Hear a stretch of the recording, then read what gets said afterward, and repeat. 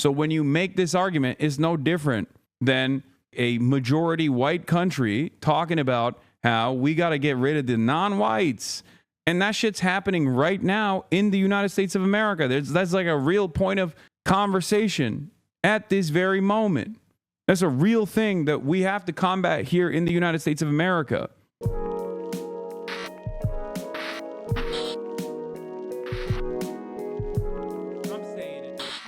But yeah, let's look at Andrew Cuomo's cringe post first. Okay. In case you forgot, I'm Andrew Cuomo, son of Mario, grandson of Andrea. Welcome to the heavyweight bout at Zoran Mimdani. This is a two-man race. You look tired already. It's just the second round. Someone says, I don't necessarily like you, but this does go hard. Appreciate that, Mr. President. Your father is a legend. Zoomers and probably most millennials don't know. He was a special person. It's just like, oh God, BLT exposed Pallywood. Of course, ad from Israel. Sir, this is a Wendy's. I'd like fries with that. I genuinely believe these responses are bots. Yeah, I don't know where this is coming from, but this is like a new Andrew Cuomo hired some millennials and Zoomers in his social media team to just like start blasting dumb shit like this, I guess. Felix says, guess what, Zoran? I don't just have a dad. I also have at least one grandpa. That's right. I come from a family. You know anything about those? Pray you don't run into me before around 5:30 p.m. when my brain stops working and my staff shows me into a panic room. Yeah, he's impression farming. I saw someone say that if you read the Jakarta method, Hasan is a grifter or he's going to lead his fans to ruin. I think a lot of people want to discredit how effective you are. I just joined PSL and became a Marxist-Leninist because of the Hasanabi pipeline. Yeah, some of that is just like people who are crazy. Others are, I think other people are genuinely doing it for a sinister purpose because they just have like they are ideologically opposed to my worldview. And that's all it is. Yeah, but Cuomo is definitely Brandonizing. He is sundowning for sure. That's not a joke. Like I have noticed this as well. There is a big Brandonization initiative taking place. Okay. That's what's taking place for sure. Tuesday, big protest in LA outside a federal building. Just in case you want to plan for that. Yeah, I'd pull up to that. They mentioned Hasan and the Jakarta method. No, dude, what? I wasn't even.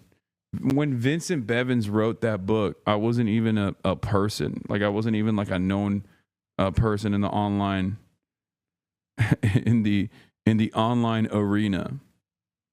Some of it is ego wanting to outgrow you. That for sure is a part of it too. Wait, I'm in PSL because Mike, Hasan, and a few others encouraged me to get active. Thank you for that as well. Yeah. My favorite Cuomo moment. Okay, that's from Cumtown. Check out early highlights of Greenblatt's New York Times interview. Hopefully they rake him over the coals, but I doubt it. Yeah, we'll start off with my op. My op, Jonathan, was on the New York Times interview. Some people warned me about this ahead of time. I don't even know how you guys knew that was coming. But if you recall, I talked about it briefly. But I was definitely a little bit worried that the New York Times interview with Jonathan Greenblatt, he was just going to be like, why are you guys platforming Hasan? He's the worst. Seemingly he doesn't do that because I haven't seen anyone mention it. I haven't actually seen most of the quotes, but they're not even like raking him over the coals per se. I just need you to understand like the criticism that is launched towards Jonathan Greenblatt in this moment is actually far less than what he deserves. And this is just a way to try and rehabilitate his image, I think, because he is still supposed to be like the most esteemed anti-Semitism combating institution in the country. And because he's dropped the ball so spectacularly in broad daylight, in real time, in a way that like even like liberal Zionists are frustrated with, that he has to like go back and bring a veneer of credibility to the ADL as an institution, and this is the only way he can do this. You know, he's gonna have to pay the piper, basically, where he will take it on the chin a little bit, but ultimately this is to rehabilitate not only his image, but the image of the ADL as well, so that they can be more effective in cynical smears of anti-Semitism against anti-Zionists like myself and many others, because they're clearly way more predisposed with combating anti-Zionist sentiment, anti-Israel sentiment than they are about like actual anti-Semitism. So let's take a look. Just committed to saying we will do what we can to prevent Jewish self-determination in their homeland. Anti-Zionism is an ideology of nihilism, Lulu, which would literally seek to not just delegitimize, but eliminate the Jewish state. And that's very problematic. So you have equated anti-Zionism with anti-Semitism. It is. And I will say that in preparation for this conversation, I talked to a lot of different people. And one of the things I heard is that anti-Zionism for them is a desire to have the rights of Palestinians be equal to the rights of Jews in Israel. Yes. Cook. Wow. Okay. That's not bad. From the New York Times. Let's see where this goes. Great. Anti-Zionism takes many different forms, but first and foremost, it is about the humanity of Palestinians. Okay. Something that conversations like the Jewish state, like whenever you talk about Israel as the Jewish state or a Jewish ethno state, you're literally dehumanizing the Palestinians that live there in real time, and you're basically engaging in incredibly reactionary, incredibly racist conversations that are angled as though these are genuine concerns of Jewish safety. Okay? That's what this is. It's just because of the ADL and many other like fake Jewish advocacy groups that are simply invested in advocacy for Israel, but masquerade as Jewish advocacy groups. They've been able to so successfully change this conversation. They've been able to so successfully couch incredibly racist, agitative propaganda as though this is a serious fear that Jewish people have. Okay? That's it.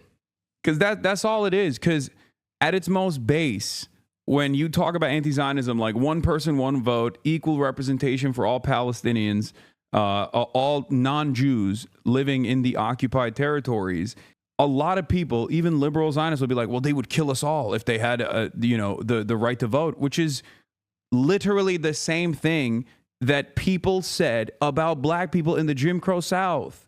Like, oh, we can't give black people the right to vote because they'll just kill all of us. And it's like, dog, how can we, on the one hand, look at these quote unquote civil rights organizations like the ADL making this kind of like incredibly racist argument while simultaneously having to like listen to them as like serious arbiters of what is and isn't acceptable speech in public.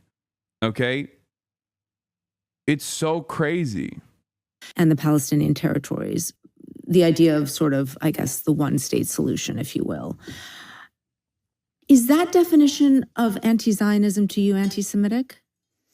Well, look, if you believe that only Jewish people don't have the right to self-determination, that's anti-Semitic because it's holding out Jews to a double standard you don't accord to other people. So, Bro dingus. Jews live all around the world. That's why even as an ethno-religion, okay, it's unique in that regard, right? Because most people are they just have an ethnicity and then they have a religion. Judaism is an ethno-religion, okay? But the reason why there are Jews from all different places on the planet is because there are just Jewish people that come from different sub-ethnic backgrounds, like subgroups. There are Arab Jews, there are Spanish Jews, there's Western European Jews and Eastern European Jews. You know? Like, you can't just say like self-determination for Jews for the Jewish homeland when it's a project that requires the ethnic cleansing and displacement of the indigenous population there. And on top of that, I mean, yeah, you got Ethiopian Jews, you got Jews in Uganda, bro. You got Chinese Jews, there's Jews everywhere, you know? And it's just like, oh, there's just this one area that they can all go to and congregate. And that area requires it to be like a Jewish ethno state, okay? A Jewish ethno state. Then all of a sudden, you're basically doing, you're doing. Oh, what the hell? Little F. That was quick. We're back. I don't know what happened, but we're back. It's not a big deal, right? I mean, it was just, what the helly?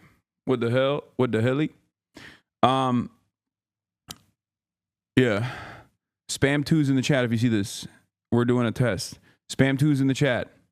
Okay, there's a couple seconds. It's fine. It's not the end of the world. Okay. It's not the end of the world. All right. Ghost of Spectrum coming back to haunt you. Yeah, it's a couple seconds of delay. It's fine. What is this? A study conducted at the University of Miami found that they're doing studies on Twitch raids. That's crazy. Have detrimental impact on community engagement. The erratic nature of new chatters causes existing community to disengage from the conversation. Damn. Let's continue. You believe my definition of Zionism, which is really not my definition. It's widely accepted. It's peculiar to me how anti-Zionism isn't the opposite of that. How people choose to interpret it. Bro. You can't just say it's like Jewish self-determination. It's like saying white self-determination. Okay? There's Jews everywhere, just like there's white people everywhere. Okay? Oh, I don't get it. Like, I just want white self-determination. Why can't I do a homeland for whites? Okay? I don't get it. Everybody else has a homeland. Why can't we have a homeland for whites? It's the same shit.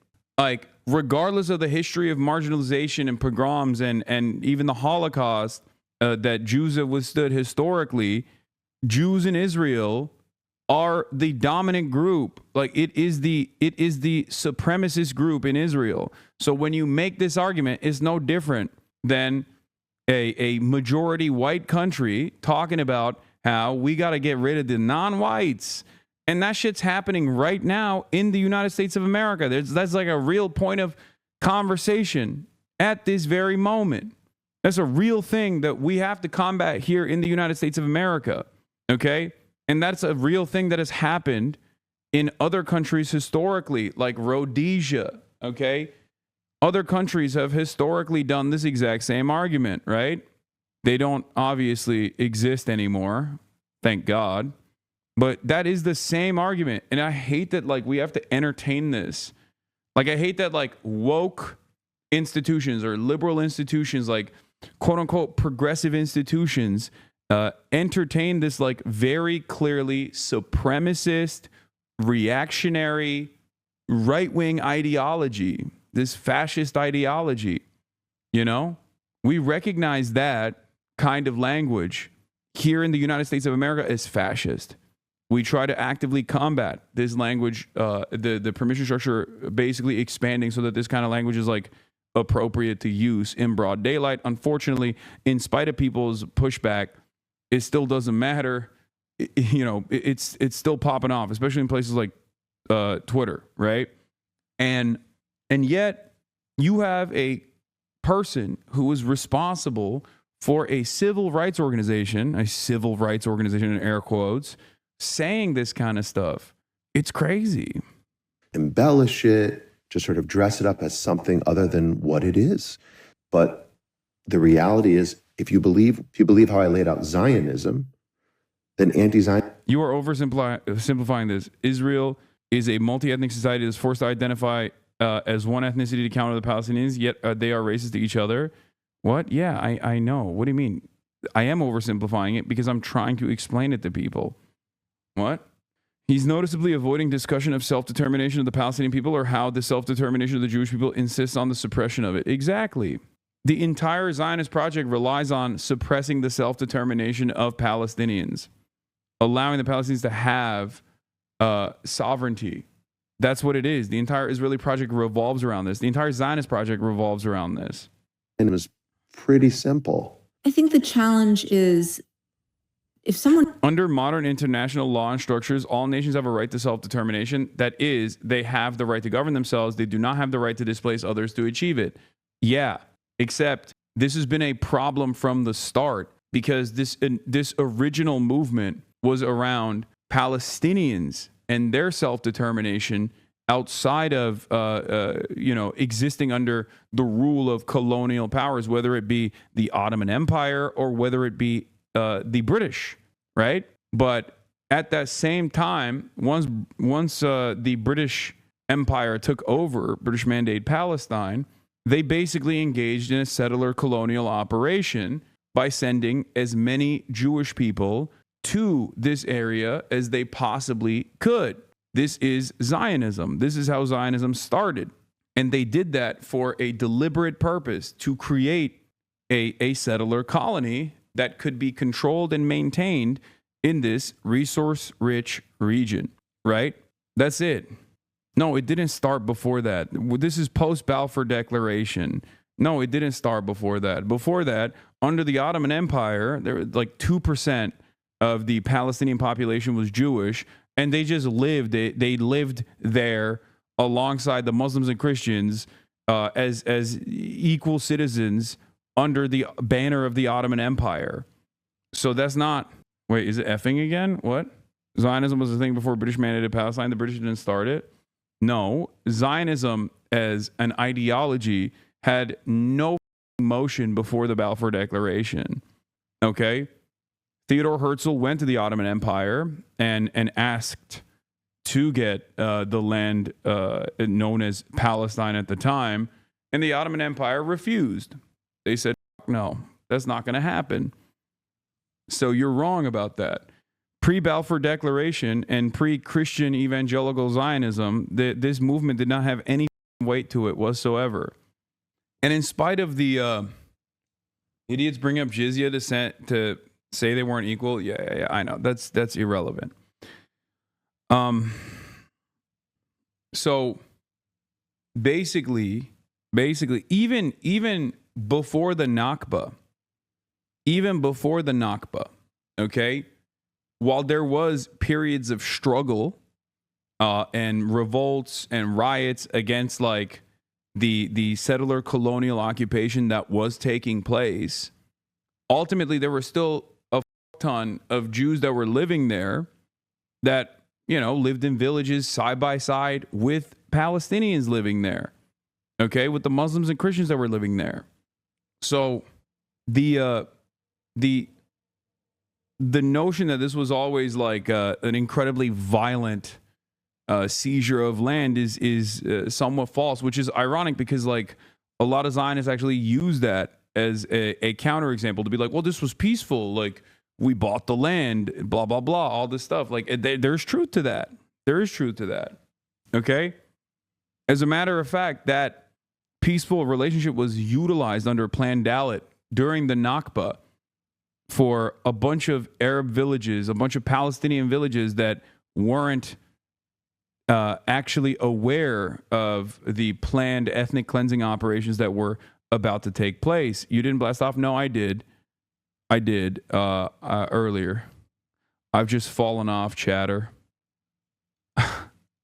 Anyway, here it is. It's pure racism to think that Jerusalem, the capital of the Islamic world, would not be multicultural as New York City and therefore the rest of Palestine as well. Oh, no, for sure. Yeah, only 2 viewers. There were literally just Jewish Palestinians there, and some people either accidentally or unknowingly speak as though those are two contradicting things. Yeah, no, for sure. Zionism existed before the declaration, but was incredibly fringe before it.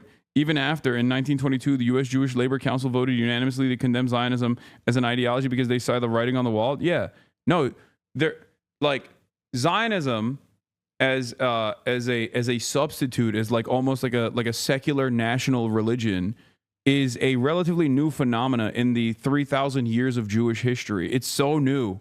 It like even in its inception, it wasn't as poppin'. It did not, like, most Jews did not fuck with that. As a matter of fact, ironically enough, most Jews still don't technically fuck with it in the sense that they just live in America. You know, they might like defend Israel every now and then, but ultimately, like, they're, you know, that's social conditioning and whatnot. But like, clearly, they're not abiding by the national project, because if they were, they would live in Israel, but they don't live in Israel. They live here because they're American. They're American Jews. You know, they're New York Jews. They're Florida Jews. They're American. That's why I don't even like the language of diaspora in general. Because like after a certain point, if you have your roots set here in the United States of America for so many goddamn generations, like you're American, you know? What do you mean? Israel defenders and Zionists love using that language to be like, these are diaspora Jews, like as though they're just like separated from their homeland of Israel. Like, get the out of here, dude. This dude has been living in America for longer than Israel has even existed. Okay, the do you mean?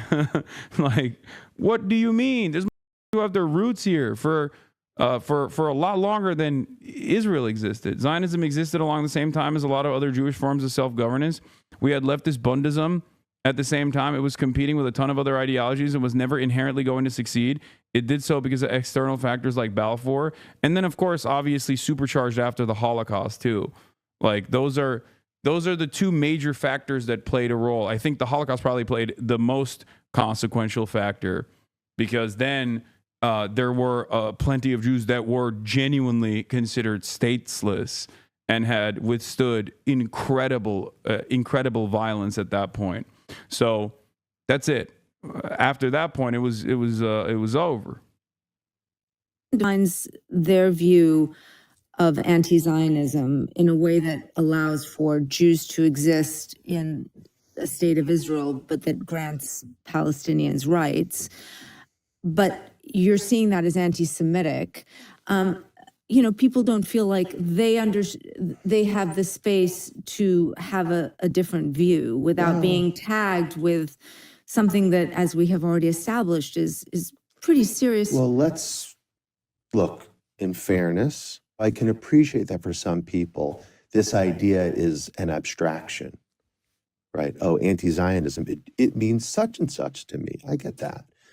But let me tell you what anti-Zionism doesn't mean to me. Dude, you know what's funny? He literally goes, here's what Zionism means to me, which is basically like something completely devoid of like the actual tangible impact of Zionism, which is the extermination, or at least like bare minimum ethnic cleansing and ethnic displacement of Palestinians. Okay, a refusal for the recognition of Palestinian humanity, Palestinian sovereignty, okay, Palestinian self-determination. But instead, he turns around and goes, and this is what I believe when someone says they're anti-Zionist. It's like, okay, so you get to set the terms, I guess. Like, you get to set the terms on what Zionism is on your own, whatever, like in the most favorable ways possible. Which, by the way, if you want to understand what Zionism is, look at the genocide in Gaza, because that is what Zionism is. Liberal, ultra-nationalist, doesn't matter. Ultimately, it is a fascist exterminationist ideology. And it is unfolding in real time. Like, we're seeing the consequences of unrestrained Zionism in Gaza. Gaza is Zionism through and through. So the notion that like Jonathan Greenblatt tries to speak out against that to make it seem as though Zionism is something different is to basically deny these atrocities, which is, in a very clever way, he is actually avoiding talking about those atrocities, because he can't do that. He can't talk about those atrocities and maintain this like progressive veneer as a quote unquote civil rights advocate. But what it results in, it's a lunatic trying to burn down the governor's mansion with his family sleeping in it because of his, quote, position on Palestine. It is, again... That's so funny that he makes it seem like that guy was like a designated anti-Zionist. Bro, that dude literally thought the governor had kidnapped his daughters. Okay? That was the most like schizo dude you could point to. He doesn't want to say Elias, what was his name, Rodriguez, because that is an anti-Zionist that actually engaged in an act of violence against two people that work for the Israeli state, that work for the Israeli embassy, that work for the Israeli government. Okay, That is an actual act of violence that is anti-Zionist, okay?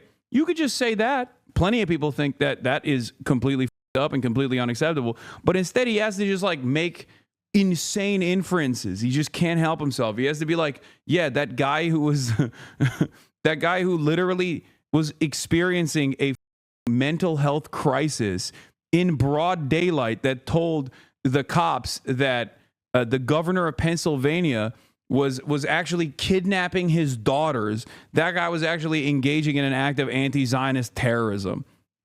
Come on. Come on, dude. Firebombing elderly people because you want to, quote, end all Zionists. In talking to... Wait, notice, oh shit. He didn't bring up the one instance. That's interesting. I think part of the reason why these guys like shy away from talking about that is because they worry about copycats. I think that's what it is. Especially because like that did not get the same like widespread condemnation that they were expecting. To clarify, he was not a schizo dude in the colloquial sense. Oh yeah. Yeah, he was literally diagnosed schizophrenic off his medication. Yes. I'm not like saying, oh, that dude was schizo. Like he was literally diagnosed medically as someone who was schizophrenic, who was very clearly experiencing an episode of paranoid schizophrenia. He was hallucinating that the governor had kidnapped his daughters. To people who are self-described anti-Zionists, starting with the idea that that is the way that they feel that everyone... Here you go, bro, with the schizophrenic shit. Wait, what? Dog, what are you talking about? What do you want me to do to in order not to come across as like even remotely ableist? You want me to just like lie and act like the dude was not someone who was off his medication? Yes. That person was medically diagnosed with schizophrenia and he was off his medication. That's what his immediate family said. And you can kind of make that inference regardless if you were to listen, like we did, to his 911 phone call. Rights in Israel and Palestine and Palestinian territories, to then extrapolate that they are somehow connected to murder, arson. I am not connecting those people, Lulu. No, but that's kind of a slide. He is. You are. What do you mean? You just did. What the bro? That's crazy. He just did. And then she goes, why are you connecting this to like the overwhelmingly peaceful like pro-Palestinian demonstrations and whatnot? And he's like, oh, I'm not doing that. You are. That's your whole job. Starting with the idea that that is the way that they feel that everyone should have rights in Israel and Palestine and Palestinian territories, to then extrapolate that they are somehow connected to... For the record, none of this is new. These tactics are not new, okay? If you are tapped in to right-wing reactionary sentiment, as I am... Hello? Wait, hold on. 1 second. Murder, arson. I am not connecting those people, Lulu. No, but that's kind of a sleight of hand and not no, fair. but I'm really not trying to do a sleight of hand. I'm just trying to understand. You say that anti-Zionism leads to, that is the inevitable sort of end to this kind of belief. So he's being disingenuous here, but I need you to understand something, okay? As someone who engages with fascist dialogue with regular frequency, okay? As someone who has to deal with right-wing reactionary, racist, white nationalist, white supremacist dialogue and counter that kind of propaganda, I have heard what Jonathan Greenblatt is doing here a million times over. I'll give you very quick examples, okay? Black Lives Matter starts. White racist people say, oh, all lives matter. Why not? When people say Black Lives Matter, I feel like you're saying white lives don't matter. That's your problem, dog. You just made that shit up, okay, to undermine BLM. That's number one. The example in that, the analog here is when people who want to support Israel, when Zionists say, oh, when people say from the river to the sea, Palestine would be free, that means you want to genocide the Jews. No, that's not what that means. You just made that up because you want to undermine advocacy for Palestinian emancipation. Okay?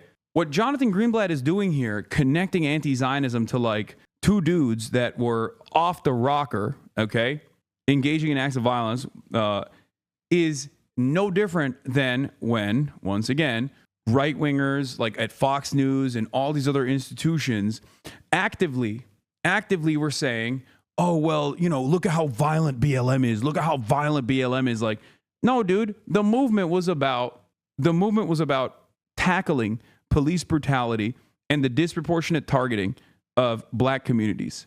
Okay, that's what it was about. That's always what it's been about. You can't just like point to extreme examples to be like, no, BLM means like sniping cops, as they tried to do over and over again. Okay, that's exactly what he's doing here, tying an entire peaceful movement, an entire progressive movement to extreme examples like this is identical to the way that racist white people on fucking Fox News and other organizations like on the right have actively tried to do against BLM. Oh, they burned down cities. They sniped cops. Like, that's what it is. That's exactly the same thing that he's doing right here. Okay? But he's doing that as a person who is responsible for a quote unquote civil rights advocacy organization. And so I think what people would say who might hold those beliefs is that is a sort of exaggeration and sleight of hand, because they don't want the annihilation of Jews. They might not want that. Like, this is what I'm saying. Like, dude. Zionism is quite literally unfolding in Gaza. It is real genocide. Okay? That's it. That is the overwhelming majority of what Zionism has brought, which is the 80 plus years of occupation, but then even more significantly now, like the full-blown extermination campaign that's taking place in Gaza.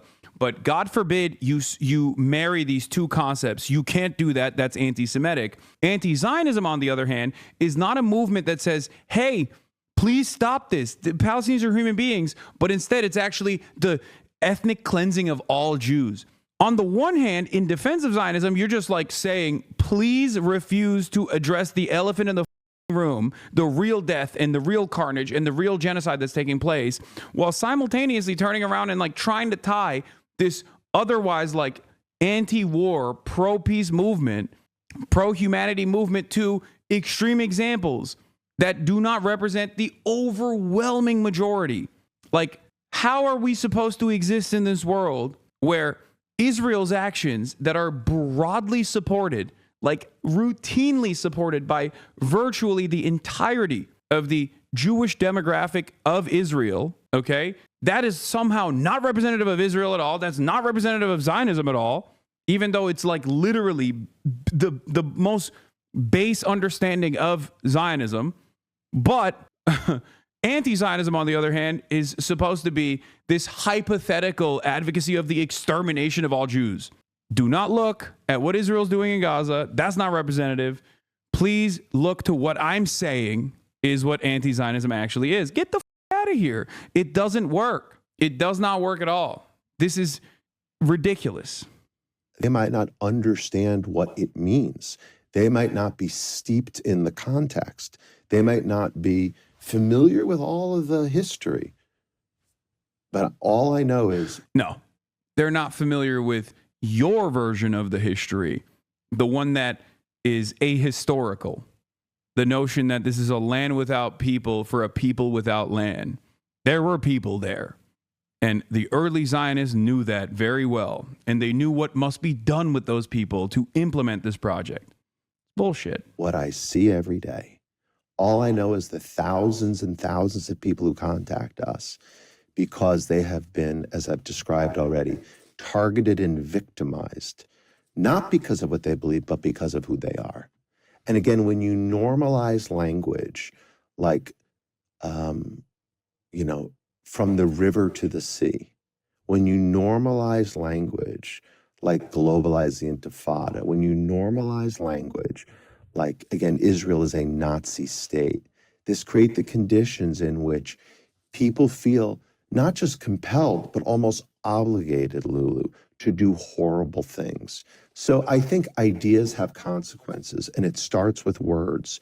And what I am saying to you is, again, Zionism is one thing. The opposite of that is not some, well, look, let's have an ideal one state where everyone. Yeah, we can't do that. We can't do that. Why can't we do that, Jonathan? Why? Just say it. Say it with your chest, because Palestinians are dogs, right? They're just like violent dogs, right? Yeah, they just can't coexist with Jews, right? That's what you want to say. Just say it. Just say it, dude. Why are you so afraid to say it? I'm sure you say it behind closed doors. You're basically implying it every single time. Is he defending Israel being a Nazi state? Yes, of course.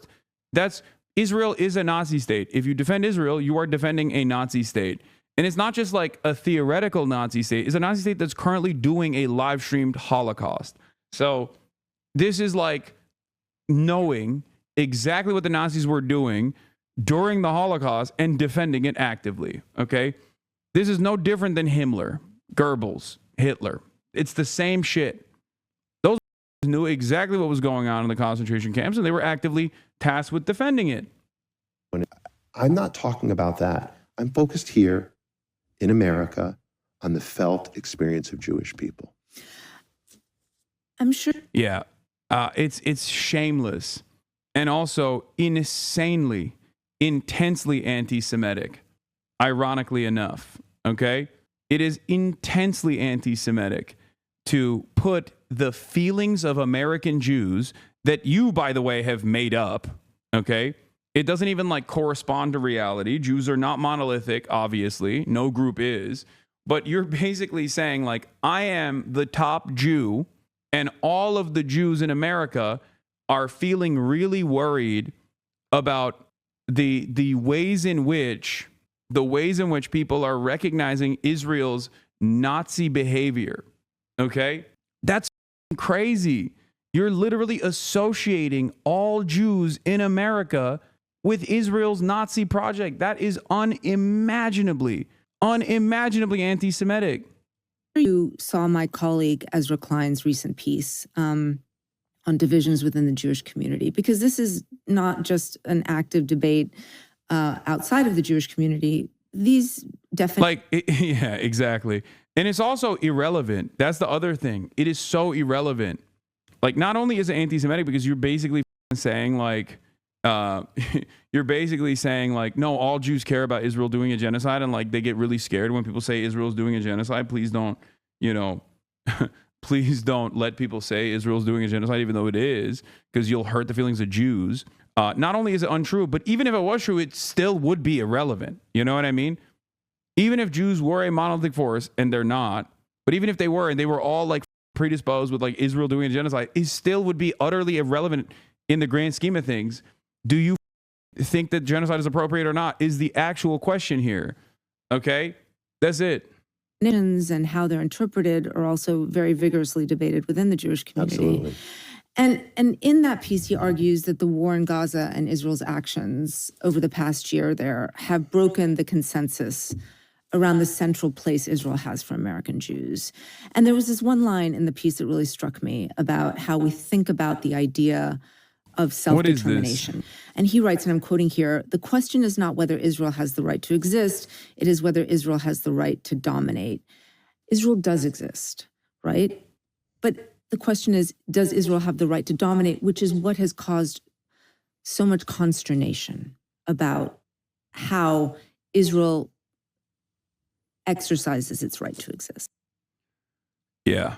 This is a surprisingly good interview. This is from 2023, December 7th. Barry Weiss targeting Rafat for how his tweet on fake baked babies made her feel versus Rafat actually being killed is the perfect encapsulation of this whole feelings debate in the West when an actual genocide is being committed. This was on December 7th, 2023. Okay? I made something up to justify Israel's mass slaughter of Palestinians. A Palestinian that is watching his family get mass slaughtered made a joke about it. That made me feel bad. That made me feel small. That made me feel stupid. So I demanded that Israel take vengeance in my name. And Israel did. Israel killed Rafat and his entire family. shortly after Barry Weiss put a target on his back. That is the real dynamic here. Okay? That is the reason why when I speak to Palestinians in Gaza, for example, I have to weigh this. I have to weigh this, the fear that, like, I have to communicate with them off camera before I have them on to see, like, are you sure? Like, this is putting a target on your back technically. You know what I mean?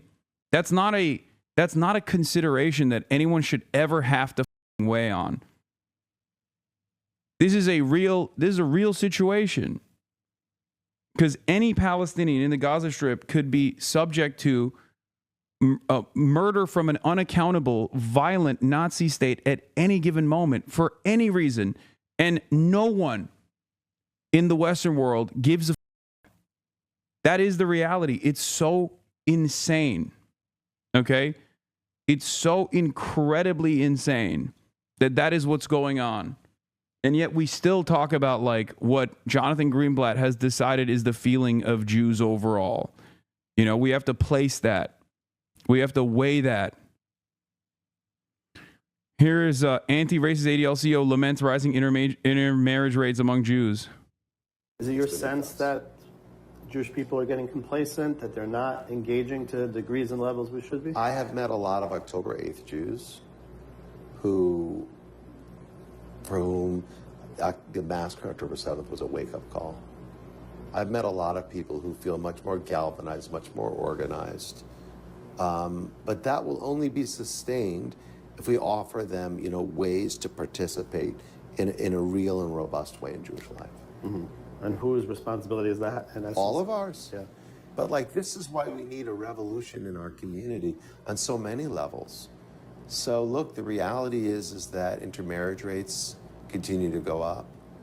Assimilation continues apace. This Nazi shit. What do you mean? It's just like, bro, this is what white supremacists say, man. This is shit that white supremacists say.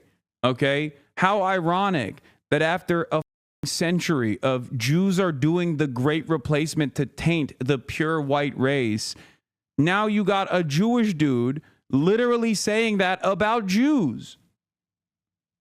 What he's describing here is quite literally what neo-Nazis say about race mixing, about miscegenation. That is literally what he is saying. Why is that appropriate? The real issue here is that many young American Jews hear that and they go, what the f***? I don't give a shit. I'm going to marry whoever the f*** I want. What are you talking about? That's what he's worried about. That's what many Zionists are worried about. It's crazy to me. It is crazy. And look, I fight anti-Semitism. That is my job. Right. But I worry a great deal about broader questions of Jewish identity, as I think we talked about over lunch.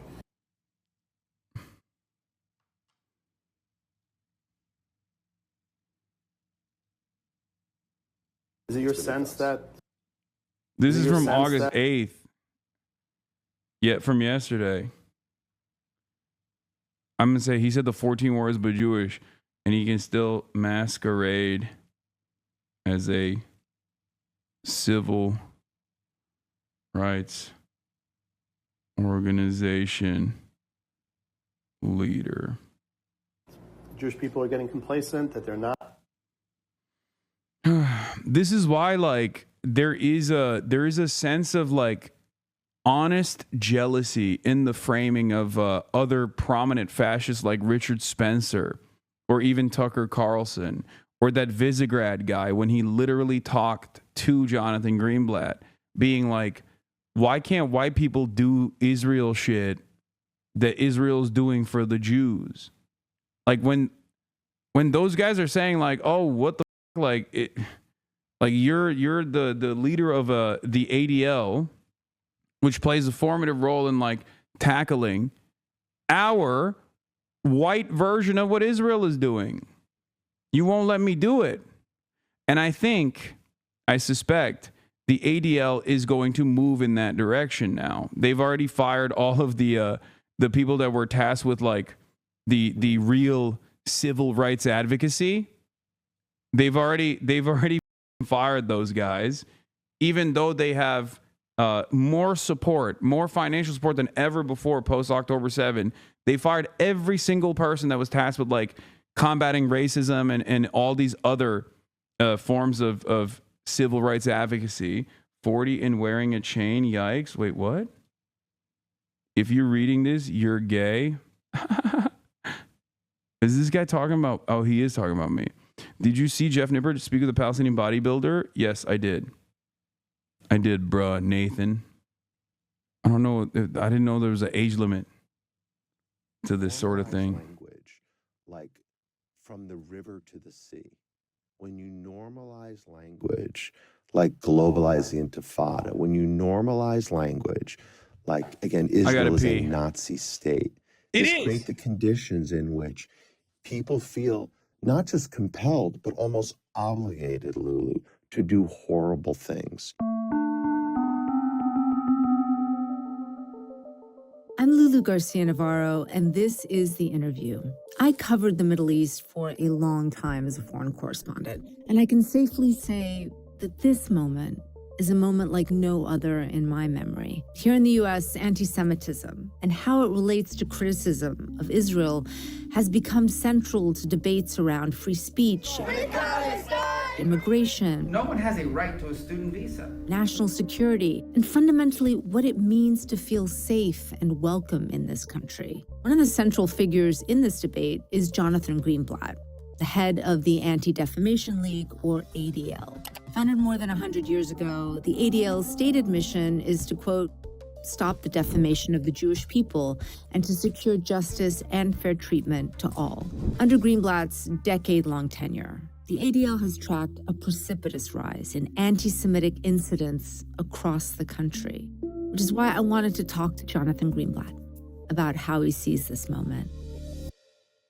Thank you so much for joining the interview. I'm so glad you're here today. Thank you so much for having me, Lily. I want to start with a big question that I know you think about a lot, which is, what is the situation, in your estimation, for Jews in America right now?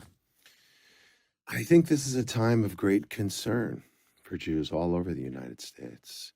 You know, at ADL, we track anti-Semitism, we measure attitudes, and we also track incidents. And we've never really seen a time like this, at least not in recent memory. So on the one hand, elevated or intense anti-Semitic attitudes as a percent of the population have more than doubled in the last 5 years. And we also track incidents. What I can tell you is last year, 2024, was the worst year we had ever recorded in terms of acts of harassment, vandalism, and violence directed at Jewish people or Jewish institutions. That was the 5th time in the last 6 years that we've broken a new record.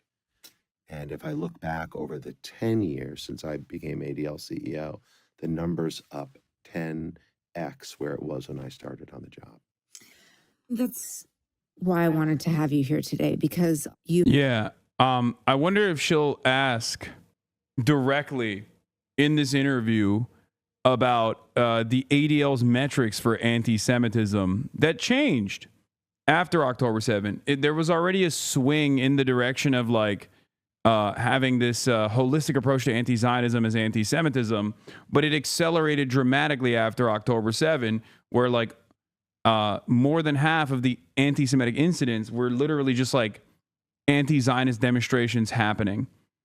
Okay? Which, by the way, was absolutely elevated by the Biden administration and is part of the reason why the Donald Trump admin now can so easily act as though they are trying to tackle this fucking issue, this fake problem. Right-wingers love creating hysteria around a fake problem and then having to enforce some kind of regulatory and often violent way of intervening in solving this fake problem. Crime panic and crime hysteria surrounding migrants is a great example of this, is a great analog of this.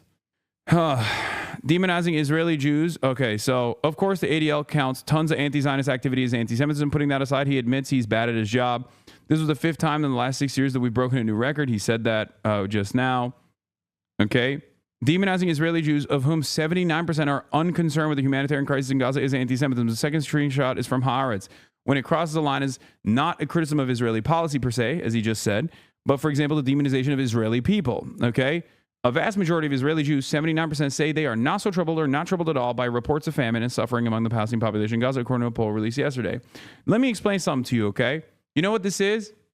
We're all progressives in this space. We've all encountered a moment, either directly or we've seen it happen out in the real world, where people do something racist, and then you call it out as racist, and then everybody gets mad at you for calling it out. Okay? That's literally what this is. It's like, oh, dude, what the you saying I'm racist is the real bullshit behavior. No, it's you thinking, it's you and your ass thinking that like the genocide in Gaza is appropriate. That is the real problem here. Okay? That's the real problem.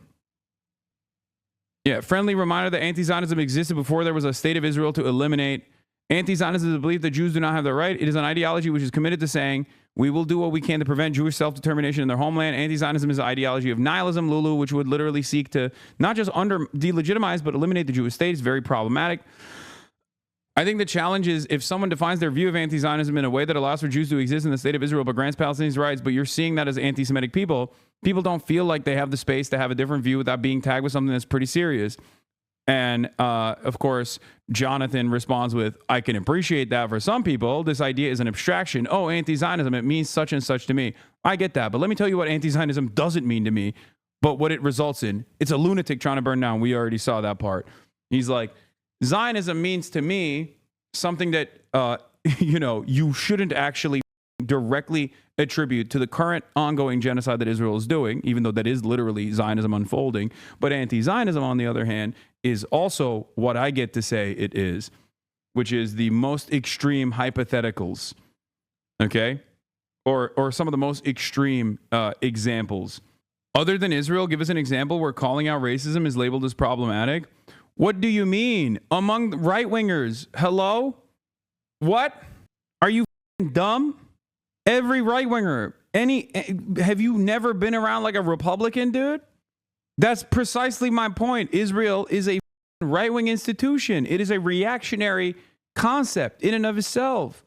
That's why it's identical to like a racist white Christian nationalist or whatever being like, oh, you're calling out this is racist. That's the real problem to me. That's it. That's it. They're doing the same exact shit. In which he shares the outrageous conspiracy theory that students for Justice in Palestine knew about October 7 attack before it happened. That's also another crazy thing. This guy is literally off his rocker. We didn't know exactly what had happened, who had perpetrated it, and yet SJP on the 8th already had their narrative pretty well developed. On CNN, Khalil publicly said anti-Semitism of any form or any form of racism has no place on campus and in this movement. And when asked, he wouldn't condemn Hamas at the same time in that same interview. Okay? He's like, still has smoke for Mahmoud Khalil. And of course, we already watched that interview on CNN where he was like saying, this is offering, because it's not about my political view about Hamas. They only want to hear yes or no. That's it. It's not about what I think about it. And this is being used to credit or discredit Palestinians. If I condemn Hamas, then I'm a Palestinian worthy of listening to. If I don't, then I'm not. And this is what Palestinians get angry with, this line of questioning. Because as I said, Palestinians are the ones that are now being starved and genocided. Because even if Hamas does not exist tomorrow, the Israeli occupation and supremacy would continue against the Palestinians. So it's not about Hamas, which is true. Like, Hamas is irrelevant. Okay? If the conversation is supposed to be about Israel's genocide, then any kind of violent resistance or any kind of violent militancy against said genocide is utterly irrelevant and inconsequential in this conversation. It's ridiculous. It's like saying, do you condemn the Jewish partisans during the Holocaust?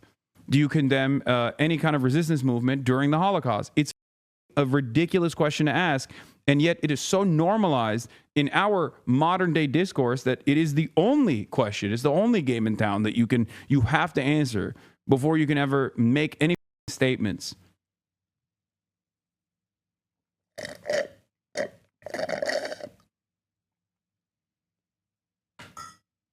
I've said this over and over again. You don't have to love Hamas. It doesn't matter. You don't have to love Hamas to hate Israel. You hate Israel because Israel is doing a genocide. You hate Israel because Israel is built on the notion of Jewish supremacy and ethnic cleansing of non-Jews in the region. That's it. It's actually crazy to still have smoke for Khalil after he was jailed for months for having an opinion and being a peace activist, whichever side he shouldn't even matter. This is Nazi shit. And Jonathan is supporting the Nazi shit. Disgusting. Yeah, 100%. It's just like, it's ridiculous. It's ridiculous. It's a ridiculous question. Okay. The only people who I always say have to wear the Hamas banner are people who have actively defended this genocide until recently and only made a change of attitude now. Those people have to. Those people have to ride for Hamas to make up for the initial genocide defense that they engaged in. If they want, if they actually want to be welcome, they have to be wearing the specific Al-Aqsa flood banner too. Like not even just like the Al-Qassam brigades. Sorry, I don't make the rules. You know, you have to make up for what you did, which is once again far worse than October 7, like 1,000,000 times worse than October 7, and yet it's in broader mainstream discourse, even among people who are like anti-Israel or pro-Palestinian, like pro-Palestinian, like they don't even see that. They don't see it as such. Like to me, I made this point a year ago where it's like someone wearing an IDF shirt is far worse than someone wearing a Hamas headband, bro. Like, what are we talking about? The IDF is a far more violent force. Like even before October 7, the IDF was a far more violent force than Hamas. Always. Like, what are we talking about? Even the maintenance of the illegal occupation in the West Bank alone is so much worse and so much more violence and so normalized in comparison to October 7. It's not even a question. If you see Palestinians as human beings, it's not even a question. You don't have to love Hamas or anything, okay? But you have to be real about it. One of the things that actually pisses off a lot of people is when I openly say this. Like whenever I tweet like, Israel is a far worse, and the IDF is a far worse force that has done far more violence than Hamas ever could, a far more evil entity, an organization than Hamas ever could be. People get so mad. They yell at me. They call me a terrorist. But you know what they can't call me? A liar, because it is the truth. Yeah. This is Gaza in 1994 when Israel soldiers were wandering the streets in Gaza, assaulting and bullying men, women, and children. No accountability ever. Israel had been occupying Gaza for 27 years by the time of this footage. Hamas was barely 7 years old. Its fighters probably had no more than a few dozen guns between them. You know? That's it. That's it. So all of the... a conversation about Hamas amongst the Palestinian population is a necessary one, right? For sure. Like... whether they want to be governed by Hamas or not, that's up to them. But that's not a conversation that is worth having in the Western world, especially when Israel's the one doing the genocide. Like it's a irrelevant and deliberately unproductive conversation to consistently go back to because people don't want to speak about the actual things that are taking place right now, the actual violence, the actual atrocity, the actual genocide that's taking place. So they just go, but Hamas, but Hamas, but Hamas. The constant vilification of any sort of Palestinian resistance is a necessity, You have to talk about that because every moment that you spend talking about that, you're not talking about what Israel's doing, okay? You're not talking about the real problem here. That's it. And Israel defenders know this. That's why the terrorism designation is so important, okay? The but Hamas conversations are so important. That's why you can use that and consistently obfuscate all of Israel's violence. You can consistently shelter Israel's genocide by offering it some semblance of permission to be like, well, Hamas is there. You know, they know that. That's why they use it all the time. That's why Jonathan Greenblatt is using it here. You know? One concern that I've heard referring to the State Department officials say about the actions of this administration is that this government might be using anti-Semitism selectively to screen people with whom it might be ideologically opposed. Well, obviously, that would be a problem. Would it be a problem, Jonathan? I don't think anti-Semitism should be used as political football by elected officials from either side. And so to the extent that the Trump administration or any other admin would use it as a pretext to go after people who they don't like or with whom they don't agree with on a broader set of issues, clearly I wouldn't agree with that, except you do agree with that. I mean, I've been targeted with this. You know what I mean? It's so stupid. Having heard the word genocide is viewed when used against the Israeli state is basically an attack on Israel's existence itself. I just wonder if you view it that way or if you don't. Well, again, I don't begrudge David. I do think what's happening in Gaza is terrible, catastrophic situation. I don't think it's a genocide because that's a legal definition, which means an intentional effort. I don't have Come in. Why? Oh, they did. Hold on. I don't know. All right. March is here. He's going to set up while I continue talking about this. And then we should probably pack this stuff up. But I don't know. Should we bring it everywhere we go today? And then bring it back here and then come back here and then go to the airport? Yeah, okay. We'll do that. Yeah. Oh, shit. We got like similar pants on. What are those pants? What? They're a song for the mute? Fuck. Those are fire. I'm going to get those pants. You f***ed up. You want me to? Why can't? No. I'm saying set the IRL. No. Set the IRL backpack up. Oh, yeah. And then, yeah. And then we'll do the other thing.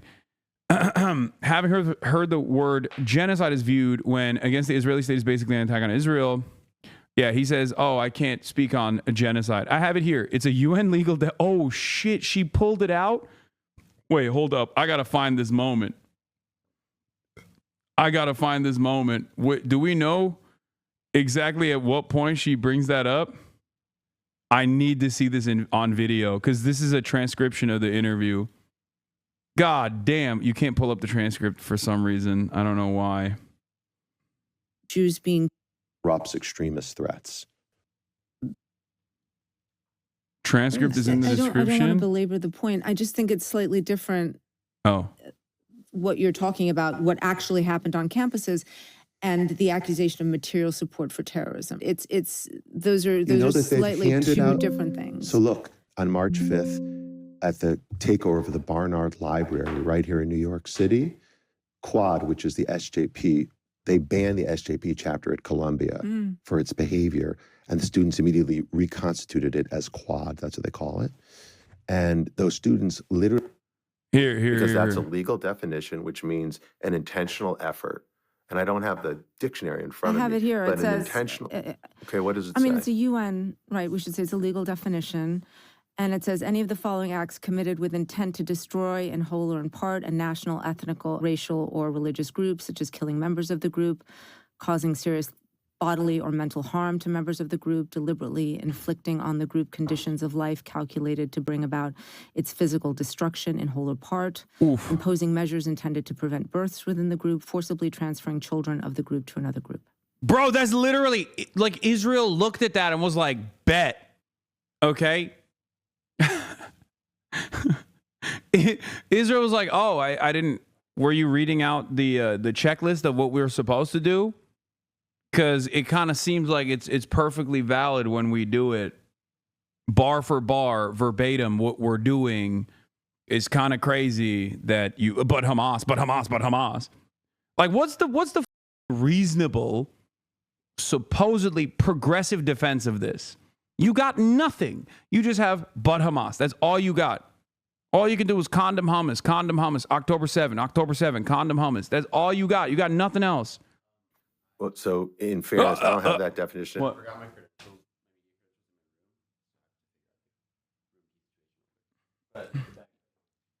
Oh, I was gonna. Okay. Oh no, you do that after. Do that after because you're gonna have to leave and come back anyway. In front of me, right?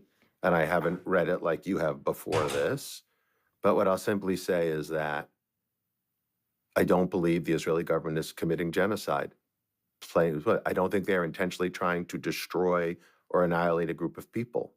I do think this is a war that was started by Hamas. I do think Hamas has made the decision to black market and hoard the aid that comes in. The Hamas government has chosen to build tunnels below, not to create protective structures above. But Hamas, So we could ask ourselves, just as I thought, but Hamas, how convenient, dude. Didn't realize that you got that ace under your sleeve, you know? Had no idea you were going to hit the but Hamas trap card. Shocking.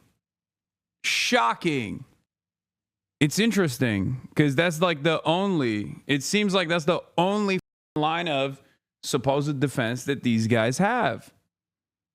Interesting.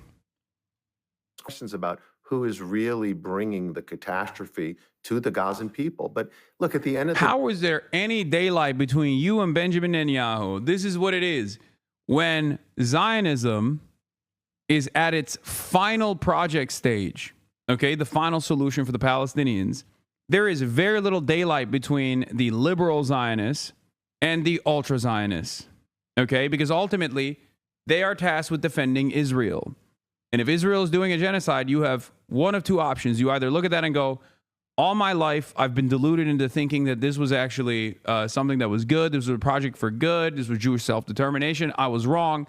This is what it was always about. And I find this to be utterly unconscionable as a Jew, especially given the historic significance of genocide towards Jewish people in Jewish history. I'm out. You either do that, and many Jews have done that, and many more Jews are doing that every day, or you find yourself in this position where you're basically the same as Benjamin Netanyahu, the same as Itamar Ben-Gvir. That's it. That's it. You're either propping up the Israeli state, which is a Nazi state, and this is your job now. This is what you're tasked with doing. Okay? Or you have to become an anti-Zionist. It's that simple. Because genocide, unlike many other historic atrocities, unlike many other convoluted political events, genocide is as black and white as it's going to get. Genocide and chattel slavery are the two instances where, like, even historians will roundly say, this is black and white. It's the crime of all crimes. There's no fence sitting on this. There's no, like, liberal Zionist permission structure on this. I'm sorry if that offends your sensibilities. I'm sorry if you want to feel as though you want to continue defending the state of Israel and its nationalist Nazi project, its Holocaust, while being in the polite comforts of liberal society. But welcome to the other side. For decades, the pro-Palestinian position was roundly condemned and criticized, pushed aside. There was a massive momentum for progressive except for Palestine in almost all progressive circles. Okay? So this notion now where you try to you try to act as though you have anything to say, any defense of this position, while still maintaining some kind of like liberal veneer is gone. Okay? It's done. It's over. It's Jover. Dave, for me, it's not about how we define these things. Again, we talked about this last time. Anti-Zionism is an interpretation. It's a fact. And the pain and hunger and tragedy in Gaza is a fact. And the deaths of civilians are a fact. And the status of the hostages is a fact. So the facts compel me to say, without any hesitation, this war needs to end. The hostages need to come home. The aid needs to flow in. And we need people on both sides to be able to live in some degree, some modicum of peace. That's what I want. The reason I bring up the use of the word genocide, and we should also say that, Ehud Olmert, the former prime minister of Israel, is now calling Israel's actions war crimes, right? So again, use of these words. Yeah, permission structure is expanding. You couldn't do that a year ago, okay? You can even say ceasefire. People thought ceasefire was unconscionable, a bridge too far, anti-Semitic. Now, you got former Likud prime ministers saying it's a litany of war crimes. A couple months from now, maybe they'll arrive finally at the position that Israel is committing a genocide. Who knows? But like, the point here is to bring as many people on board as quickly as possible and to create more and more pressure, as Rashida Tlaib talked about yesterday. It gave me a lot of confidence, and it made me happy to see that American politicians who have tremendous power in being able to stop Israel's genocide are actually responsive or actually do have their feelings hurt by people showing up at their events. You know, their constituents showing up and being like, what the f are you doing? You need to be way more aggressive. What people are doing to Bernie Sanders, they should be doing a million times over to every single Democrat and every single Republican. Hamas has been terrorizing Israel for generations and you support them. You moron. Hamas hasn't even been around for generations. This is the problem. You don't know anything. You want to defend Israel, and a big chunk of that requires you to not know the history. It's that simple. That's it. What is this? Oh, new card? Okay, thanks. Yeah, you can take it. Hold on. Let me turn on the laptop cam real quick. All right, you can take it now. Yeah, Mo Salah said how there's a famous Palestinian football player who was assassinated by the state of Israel at the point of aid distribution when he was trying to secure Suleiman al-Obeid, known as the Palestinian Pele. This happened a couple days ago. Now he was killed. He was killed while he was trying to get aid, like humanitarian aid, like food for children. Okay, he was shot and killed in that process. He's a very famous Palestinian athlete. Okay, and this obviously is a horrifying event, but it's one that has unfortunately happened far too many times at this point. UEFA, which still allows Israeli teams to play, which still has no issues with Israel whatsoever, posted this recognition of Suleiman al-Obeid as though he had just passed away, as though he had just simply, died in his sleep or something. It's disgusting. We should do a shotgun, by the way. Yeah. Because there's just going to be a bunch of people around. So Mo Salah, who is one of the most famous players on the planet, he's Muslim. He plays for Liverpool. He's Egyptian. He came out and said, can you tell us how he died, where, and why? Because everybody at this point knows that Israel killed him. Israel murdered him. Just like Israel has murdered countless others. That's the reason why UEFA tweeted this like wishy-washy bullshit. Yeah. Because UEFA still allows Israel to play in Euro competitions. They made it seem like he was retiring or something from football. Or maybe he died in his sleep. He didn't. He was starved. He was starved like every other Palestinian in the Gaza Strip, and then shot and killed in a horrific crime. Yeah, exactly. Russian teams are banned, and yet Israel continues. Israel continues to sports wash. Israel continues to participate as though it's a normal country in the global stage. It is not. It is directly at odds with how we understand history, and yet Israel still persists. This is why I say this issue, Israel's genocide, and the Western world's contribution to Israel's genocide, is going to inevitably rip apart Western society as we know it. Because it is such a glaringly obvious wrong that any support for it and any continuation of it is making people realize that their cries for help go nowhere. You ready whenever? All right.